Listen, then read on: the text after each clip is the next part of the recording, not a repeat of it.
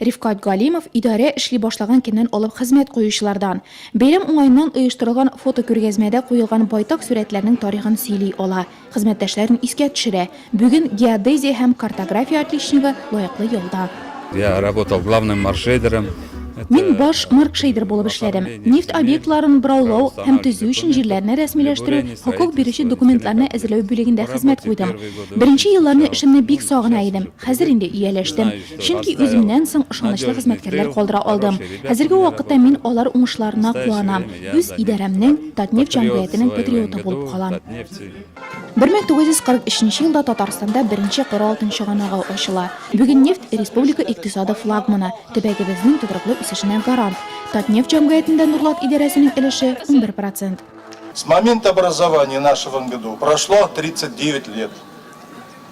За это время добыто более 62 миллионов тонн нефти. Это значительный рубеж для сравнительно молодого предприятия, который ведет разработку месторождений высоковязкой и трудноизвлекаемой нефти. В этом году мы планируем добыть 3 миллиона 230 тысяч тонн нефти. İdarada diste yıllar davomida neft chiqinlarini to'g'ri qolgan xizmatkorlar shoqdi. Birda quroldan chiqaruvchilar dinastiyalari bilan g'ururlanarlar. Shunday xizmatkorlar bayram kunida maqtov qog'ozlari ham rahmat xatlarini loyiq bo'ldi. Undalar orasida Nataliya Konova da bor. Отец проработал токарем. Әтием гомере буе Нурлат биролу эшләре идарәсендә токар булып хезмәт куйды. Мин дә нефт тармагын сайладым. Идарәдә 28 ел хезмәт куям. Үз эшемне бик яратам. Аңа һәр вакыт тугры калам.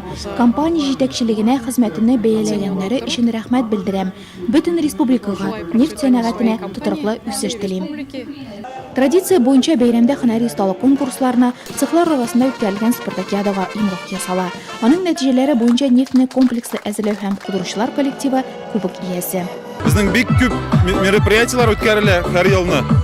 Без һәр мероприятиедә участвуем, занимаем призовые места, что лыжи, анашым плавание, КВН.